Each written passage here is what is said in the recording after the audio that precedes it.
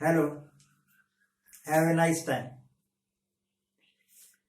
16 मई 2021। कभी कभी डेट बोल देता ताकि आज से साल 2 साल बाद कोई इस वीडियो को खोल के देखे, कोई ये साबित करना चाहिए कि मैंने कब क्या कहा था, कितना सही या गलत कहा था। तो ये प्रूफ होना चाहिए कि डेट क्या थी जब मैं कुछ बोला। तो आज 16 मई 10 अप्रैल को प्रधानमंत्री साहब ने एक लेक्चर दिया था, तो उसमें कहा था कि 11 अप्रैल से 14 अप्रैल तक पूरे देश में टीका उत्सव मनाया जाए और अधिक से अधिक लोगों को टीके लगाए जाए कोविड वैक्सीनेशन के। पता नहीं उस टीका उत्सव का क्या प्रभाव पड़ा। आज थोड़ी देर पहले मैं टीवी में एक खबर देख रहा था, बेंगलुरु की थी, NDTV की खबर है। तो वो बता रहे थे भाई साहब के एक 64 साल की वृद्ध महिला सेकंड डोज टीके की लेने गई, परंतु उसको लगाया नहीं। 2-4 दिन टरकाते रहे, फिर वो थक हार के घर बैठ गई। एक दिन उनके फोन पर मैसेज आ गया कि आपको फलाने दिन इतने बजे ये टीका लग गया है, सेकंड डोज। अब आप अपने आप को कोविड से बचाव में सुरक्षित महसूस कर सकते हैं। ऐसे और भी कई केसेस हुए, टीका नहीं लगा परंतु मैसेज आ गया। तो ज्यादा करके स्टेट्स वैक्सीनेशन की कमी से जूझ रहे हैं। अनाउंस कर दिया कि 18 साल से ऊपर वाले जितने भी हैं उनको टीका लगेगा। लोगों ने धड़ाधड़ रजिस्ट्रेशन करवानी शुरू कर दी। जब टीका लगवाने के वास्ते जाते हैं तो वो कहते हैं कि टीके है नहीं, जब आएंगे तो लगा देंगे। मैं पूछता हूं, ऐसी अनाउंसमेंट्स करने का फायदा क्या जो आप पूरी नहीं कर सकते। कईयों को पहली डोज वैक्सीनेशन की लग गई, जब दूसरी लगनी थी तो टीके की कमी हो गई। फिर सरकार ने एक नया पैंतरा बदल दिया कि अब दूसरी डोज 15 दिन या 28 दिन बाद लेने की जरूरत नहीं है, अब 6 महीने बाद लगवाना दूसरी डोज। क्यों भाई, आपका कोरोना के साथ कोई समझौता हो गया है कि पहले वो 10-15 दिन बाद ही एक्टिव हो सकता था, अब वो 6 महीने तक एक्टिव नहीं होगा। और ये बताते हैं कि WHO की सिफारिश पर यह किया गया है। आपका कोई दिमाग है नहीं, आपके कोई वैज्ञानिक या डॉक्टर है नहीं जो ये जान सके कि टीका कब लगेगा, ये टीका कितना सुरक्षित है कितना सुरक्षित नहीं है, इसका भी कोई खास पता नहीं है। खैर एनीवे, एक तरफ तो हमारे हिंदुस्तान में टीके की कमी है बहुत ज्यादा, और दूसरी तरफ यह मूर्ख मार्च के महीने में बहुत सारे देशों को टीका एक्सपोर्ट करते रहे, और तीसरी तरफ इनके जो टीका सप्लायर थे वो विदेशों में भाग गए। अगर आपने वैक्सीनेशन एक्सपोर्ट ना की होती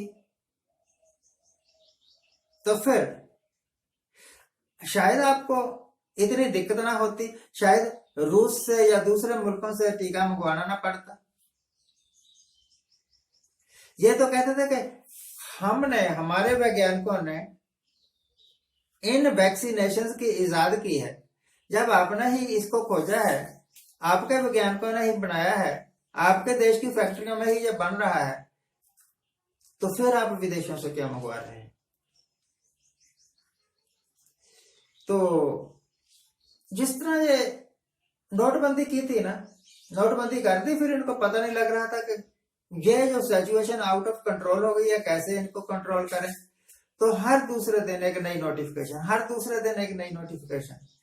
कोई भी आदमी 5,000 से ज्यादा नहीं निकलवा सकता है, कोई आदमी 2,000 से ज्यादा नहीं निकलवा सकता है, कोई आदमी 1,000 से ज्यादा नहीं निकलवा सकता। ऐसे करके लाइनों में खड़े करती।